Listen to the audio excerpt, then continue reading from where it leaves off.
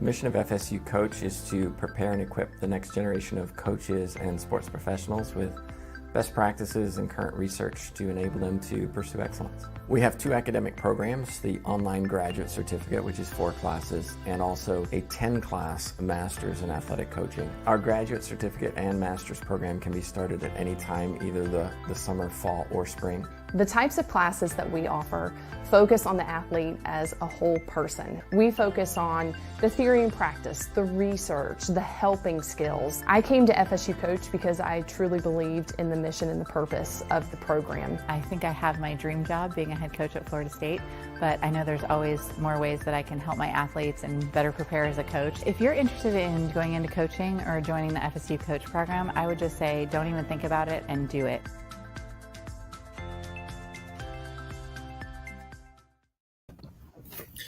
Well, hello everybody. Welcome to the Coaches Clinic. This is a joint collaboration between FSU Coach and USYS. Our guest this afternoon is Hanna Gardner. She is the current high performance coach with the Charleston Battery, graduated from the University of North Carolina, Chapel Hill with degrees in biology and environmental studies. Also happens to be a national champion on their soccer team. So congrats for that, Hanna. And also holds an MS in kinesiology and exercise science from UNC Greensboro. Hanna, welcome to the show. I'm just going to let you take over from here and provide your presentation. And then for everybody watching, if you have questions for Hanna, put them in the chat box and we'll get to them at the end of your presentation. Yeah, please. Tim, thank you so much for having me. That little intro video got me jazzed up. So I'm excited to be here and excited to get going. All right. The floor is yours. Okay, I'm hoping everyone can see my screen, the presentation. Awesome. So today we're going to talk about optimizing exercise prescription. So how we can optimize duration, dimensions, rules, and interactions of play in a training exercise to best simulate the physical and cognitive demands of the match environment.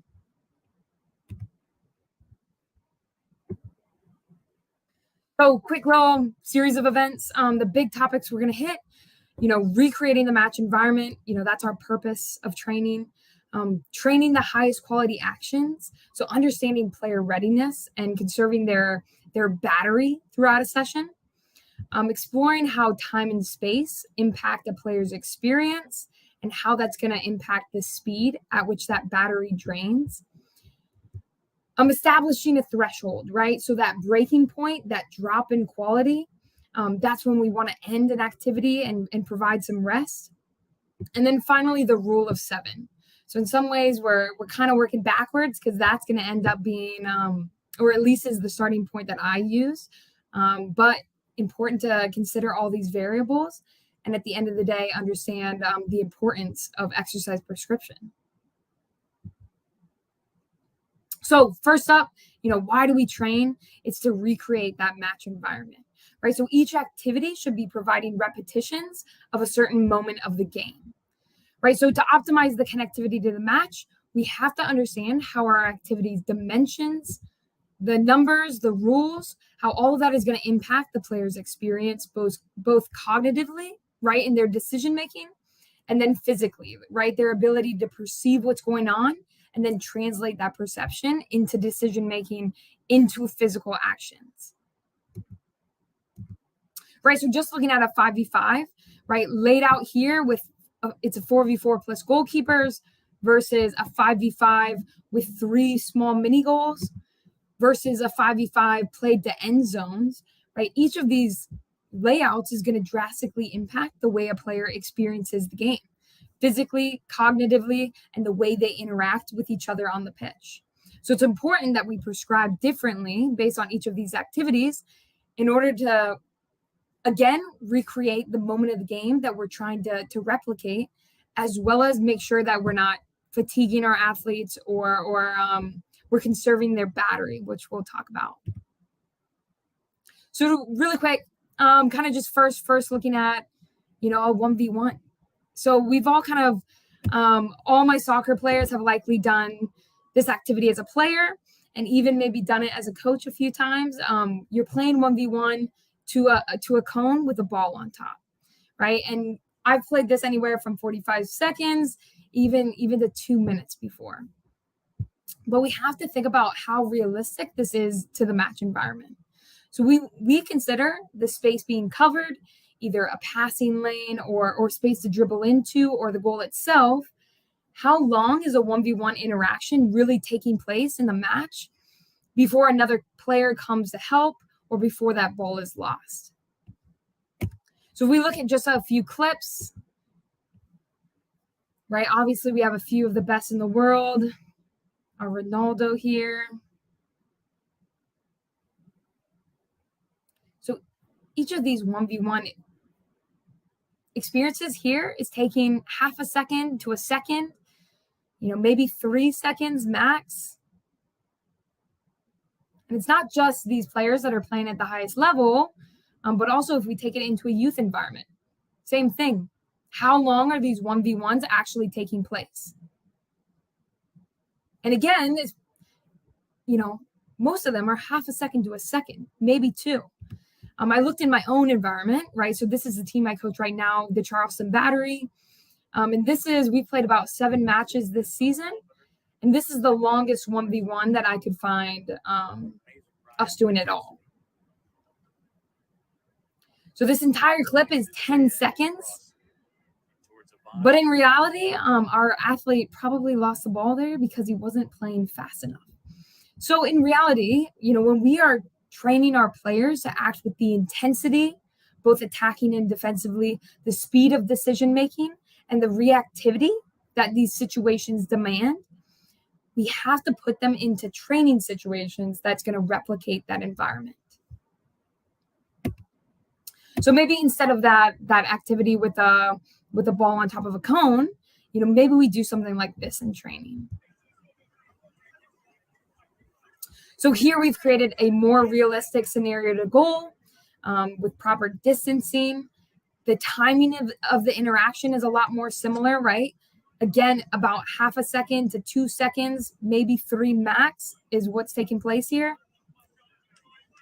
Again, trying to train our athletes with the same speed and intensity that they'll experience in the game.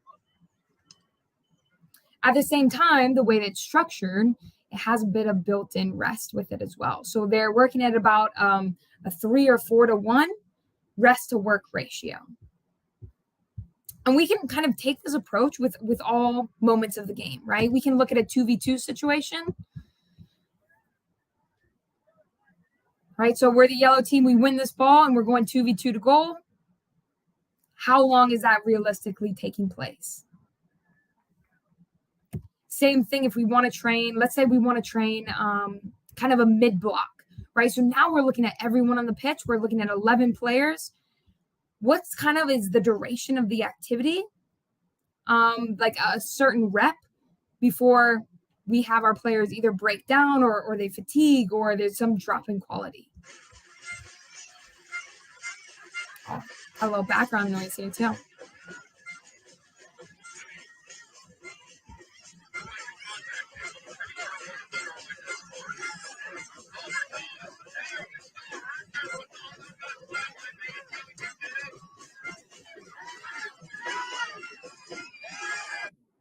Right, so there we had a 22-second clip.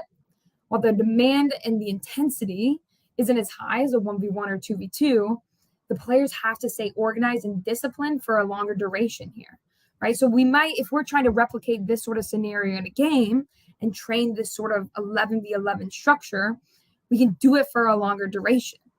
Even still, we might, if this is really our focus, we still don't want to do this for 3-4 minutes straight, maybe. It might be doing a single repetition for 20 to 40 seconds before we then take a rest. The idea here is how do we create repetitions that replicate, again, the intensity, the speed of decision making, and the reactivity of the game environment that we're trying to train. So now looking at conserving the athlete's battery pack throughout the session. So again, we want to train the highest quality actions. Players enter into each training with a certain level of readiness. And we can think of this like the player's battery level, right? So their energy level is going to be based on how much they slept, the quality of sleep. Are they sore from yesterday's match or yesterday's training? Are they fatigued or stressed from school or something else? And our goal here is to conserve this battery throughout the entirety of the session. If we use the battery up too soon, we won't get through the entire session, or we won't get the quality of actions that we want from that session. So while each activity in training is going to use up a portion of this battery, if we prescribe the activity correctly, again, repetitions, duration, the rest, we can conserve this battery through the entire session, performing higher loads of higher quality actions.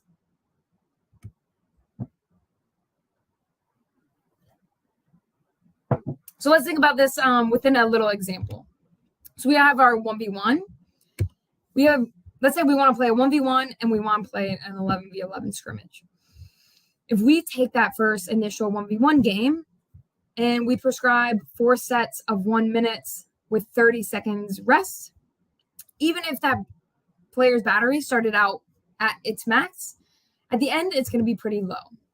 That means that we're entering into our next activity, our 11v11 scrimmage, with an already low battery, and when we get to our 11v11 scrimmage, if we wanted to play 2 sets of 6 minutes, maybe we're only able to play 1x4 before the players are just completely zonked, right? They're just too fatigued, or there's just a huge drop off in quality, right? So, either cognitively or physically, right, there's a huge drop in quality. We're just not performing the high quality actions that we need to be training that intensity that'll meet our match environment.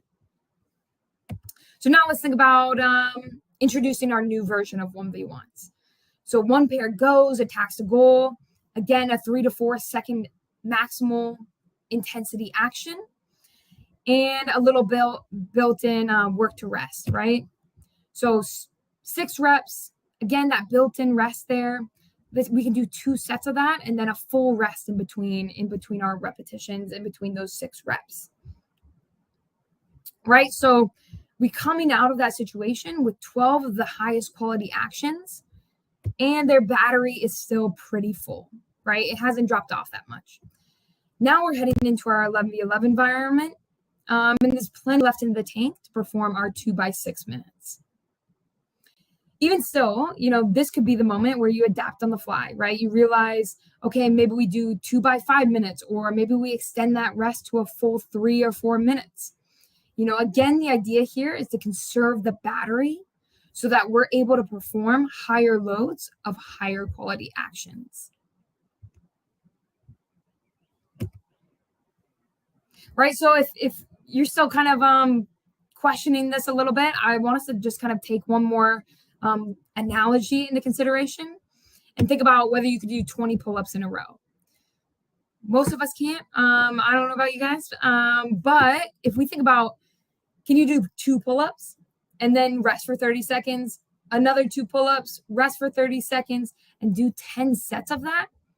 I bet you have a much greater chance of being able to complete those 20 reps, right? So even more, we could think about if that final 2 pull-ups, right, that final set of 2 pull-ups is going to be a far deal better in quality than if you were on your 16th, 17th, 18th rep of doing pull-ups straight, right? So again, the idea, conserve the battery.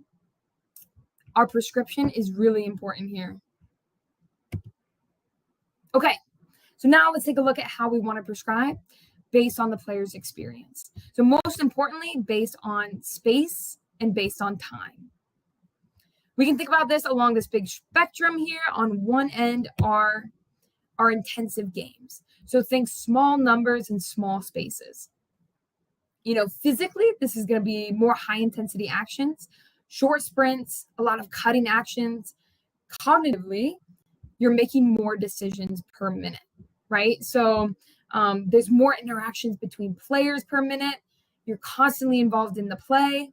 So you're always required to react quickly to every movement of the ball, every run by every player, right? So you're going to be making more decisions, more actions per minute. At the other end of the spectrum is our extensive games, right? So big numbers, big spaces.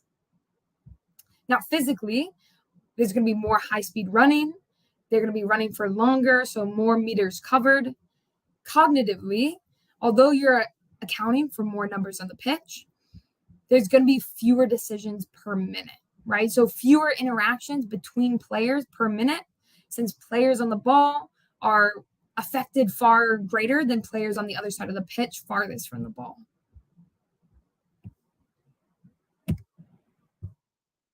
And then we have something in the middle, right? Our 5v5, 7v7 numbers. And the biggest thing to consider regarding these factors is, when is there going to be that drop off in quality, right? That drop off in decision making and physical action. Now, because intensive environments require more actions per minute, right? Perceiving the play, your decision making, translating that to a physical action, the quality of the actions is going to degrade faster than in our extensive environments. So you can't play them for as long before the quality drops, right? That player's battery is going to start draining faster than in an extensive environment.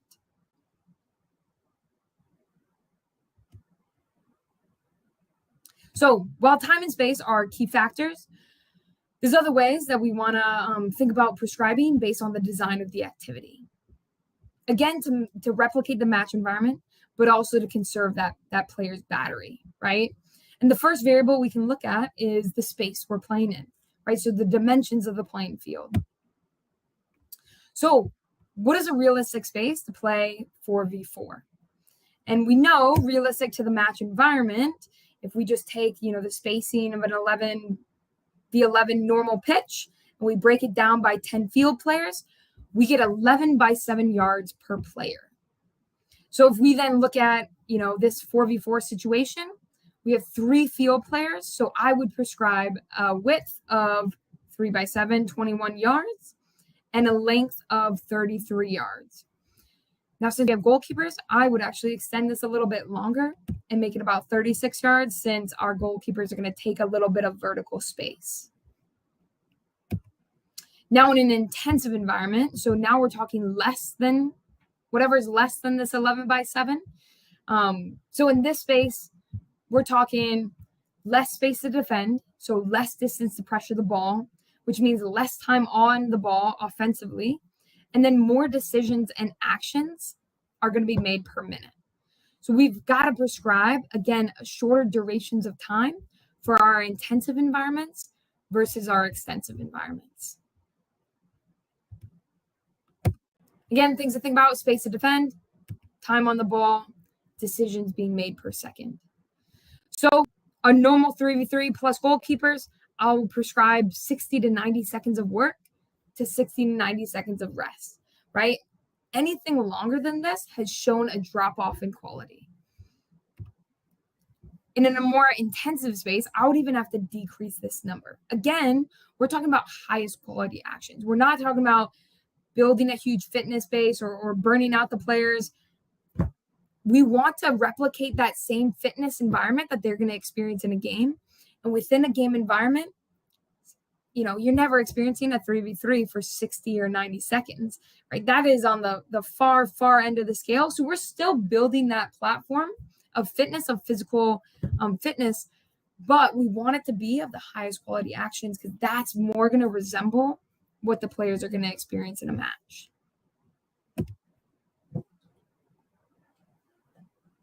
So next factor to consider is how the players are scoring within our exercise. So we can, again, kind of look at that 5v5 that we were talking about earlier. Our most intensive environment is going to be playing to multiple small goals. So this sort of play encourages lateral, side-to-side play, a lot of switching the point. It's going to be more intensive actions, so short sprints, accelerations and decelerations. It's going to be very glute and adductor dominant versus us looking at playing to end zones, right? Now we're encouraging penetrating play forward by increasing that vertical playable space. In an end zone environment, right, there's going to be more defensive areas to cover, meaning there's going to be more time and space on the ball offensively. So we can play longer durations in these environments because they're going to be fewer actions per minute.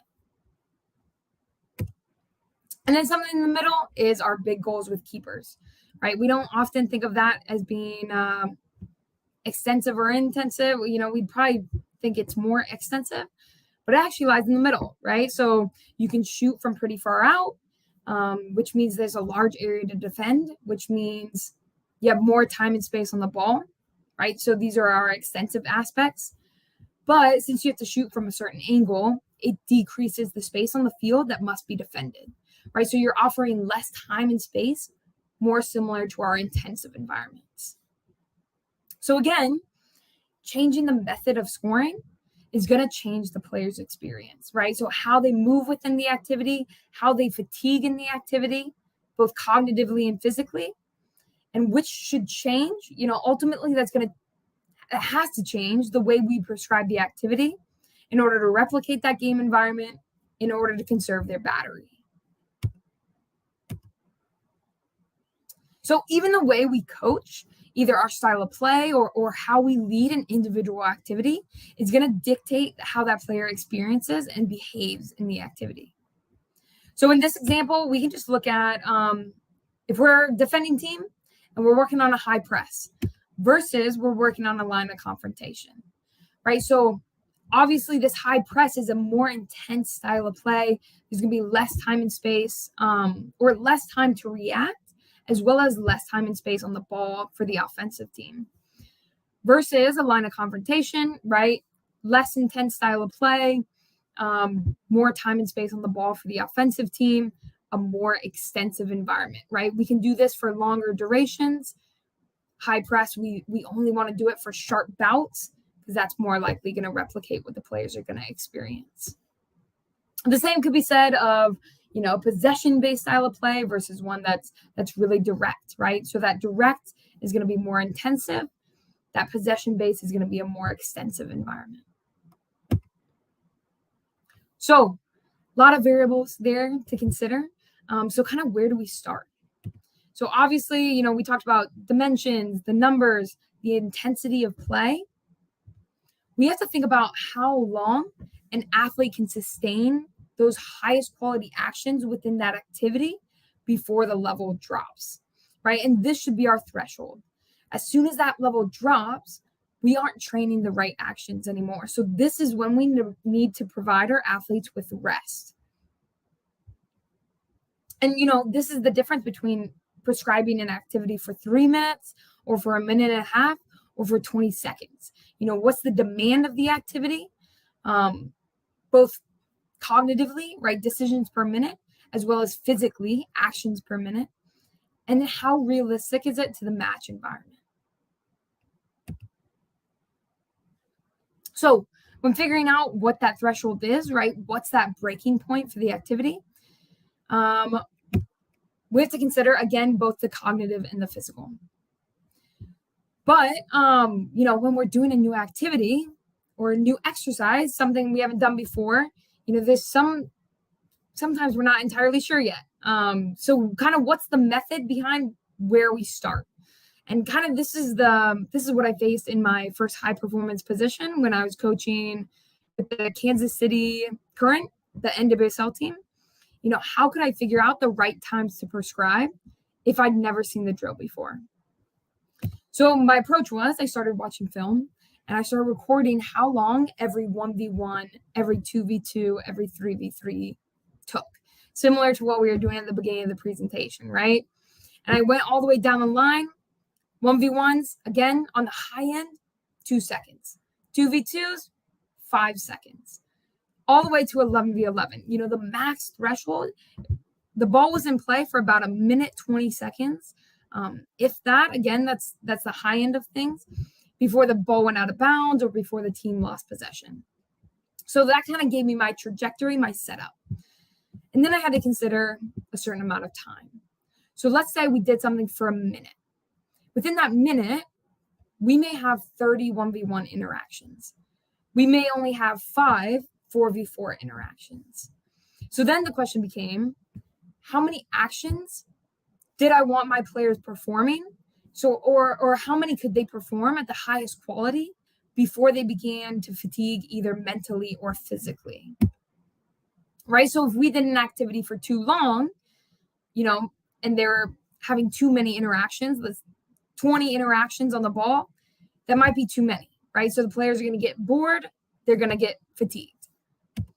Too few, they only interact with the ball once or twice, right? So they don't touch it enough. They're not getting anything out of the activity. So where was that sweet spot? And at the time, I was already working, so I was already prescribing just based on kind of general feel, but there really wasn't a method behind it. So that, this is the method I was kind of trying to build. When I started to think about what I usually prescribed, again, a 3v3 environment, I usually prescribed it at a minute. A 2v2 environment, prescribed it about 30 seconds. And I kept coming up with kind of this sweet trajectory of a rule of 7. So in all this experience that I've taken so far, I figured out that it takes about 7 actions in a drill before there's that drop in quality. And that's kind of the rule I stick by to this day. And I, have it all the way up to 11v11. You can play an 11v11 anywhere from, 9, 10, 11 minutes. And that player's interacting on the ball 7-ish times, 7 to 8 times. And it makes sense, right? So as the size of the game increases, players farther from the ball are going to be less involved, right? They react less to what is occurring across the pitch. So for them to perform 7 actions on the ball, the game can play for a lot longer, right? So your activity can go for a lot longer before there's that drop off.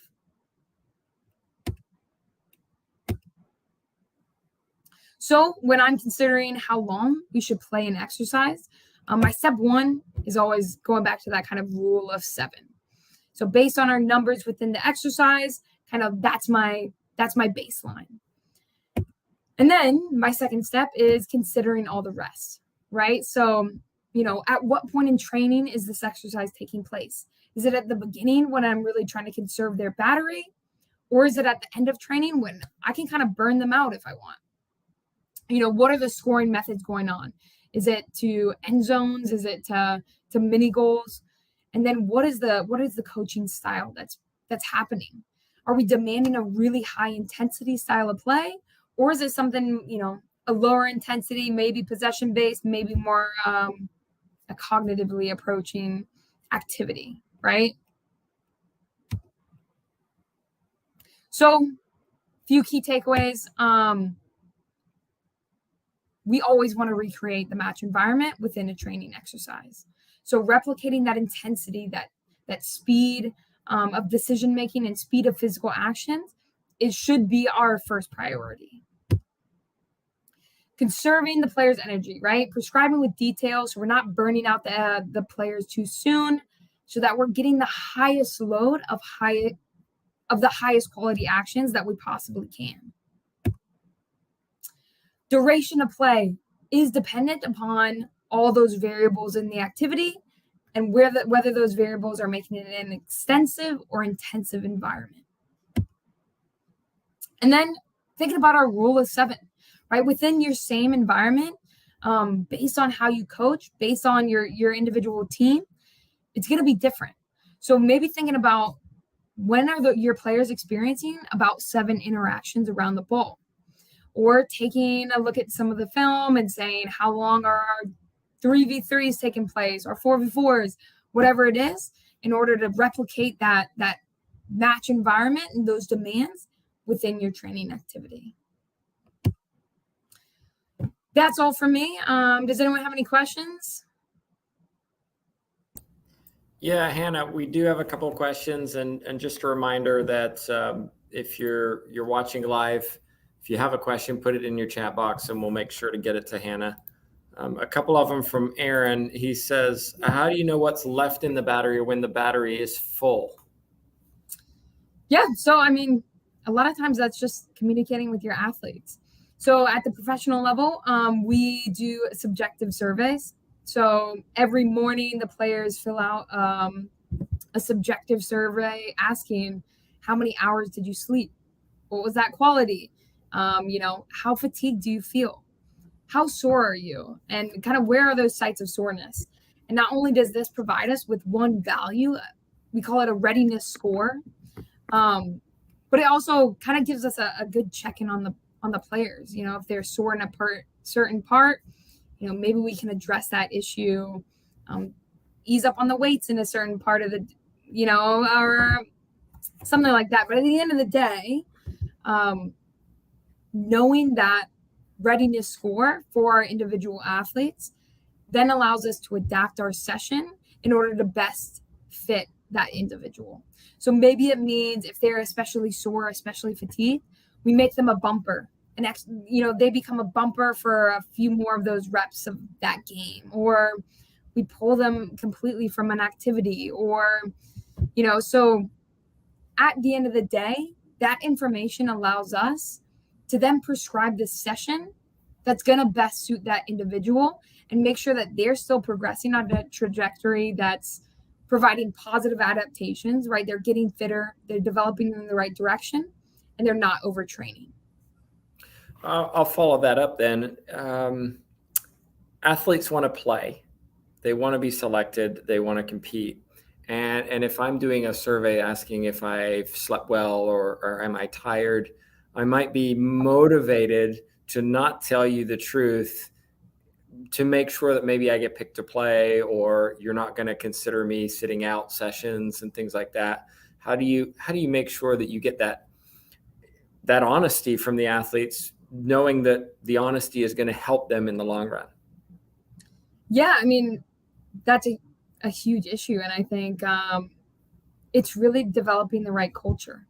And it's really developing that trust with the athlete and having these sort of conversations with them. This is our coaching staff is completely new this year with the battery. And we've had that exact discussion saying, we need you guys to be honest with us because this is about your long-term development and health, right? So at the end of the day, if you're sore and fatigued and you're training at too high of a level, you're not adapting positively to this. You're not getting the gains that you want to be getting. So it's not productive. It's really partially just having that trust, that communication, and then being able to back it with some of the data that we collect, via GPS, via numbers in our matches and in our practice environments. It's not something that can be solved in a day. It's got to be kind of development and the culture of that trust and communication. And a second question from Aaron. He says, is the battery always the same throughout the season? How do you get optimal battery usage in postseason versus regular and preseason? And I think this is an interesting one because, and I'll tell you a little story. I worked with a swim team as a nutritional counselor, and they were performing poorly in postseason, and yet during preseason and early part of regular season, they were killing it. And the coach came to me and said, I don't know what's going on. I don't know why we're so terrible when we get to postseason. Nutritional analysis found out they basically weren't eating enough. And they're swimmers. You need to eat all the time. And they weren't. They were burning their muscle mass. And so by the time they got to postseason, there was nothing left. And so they had no power. How do you make sure that it is what it needs to be in all three phases? Yeah, I mean, I think a lot of that is just your macro cycling and making sure that you're, a large part of my job is load management, which involves the periodization of the entire season and understanding that, I provided an off-season training packet. How many of them actually did it? Like being realistic with, we're probably coming into season on different levels. There's some guys' batteries that are pretty massive and other guys that didn't do much during off season. So they don't have much in the tank to expend and really understanding that difference. And again, taking into account our subjective readiness scores, it's by individual. We can't take it as averages of the entire team, because every individual is different. Now, hopefully by the time we get to mid-season, we've, slowly, gradually built these guys up, and, our guys that were already fit, hopefully they're still going up, but they're getting closer to the same level. Now those batteries should be somewhat aligning. And at the same time, at that point, we need to understand that the season has gone on for this long. Now our bodies are probably going to be experiencing some sort of stagnation. So as much as our bodies like variability. So they like really hard days and they like rest days. And so it's providing that variability, not only in the week to week, but also giving the guys a week off, in the middle of the season, is going to provide their body with some variability, some ability to rest and recover. And then we're going to reach another peak post that. So it's a really good question. I don't know if I completely answered it, but hopefully I at least brought up some other things to think about. Well, let me just say a big thank you for joining us and sharing your expertise. And I'm sure if anybody is watching after this fact on YouTube, whether it be on USYS or FSU Coach, they reach out to Hanna with their questions. That's the last scheduled session for today. Of course, just a reminder, we'll be back tomorrow at 3 p.m. Eastern, and as well Thursday, 3 p.m. Eastern, with more presentations. But Hanna, thank you so much for joining us, and hope to see everybody tomorrow. Cool. Tim, thanks so much for having me. Thanks, everybody.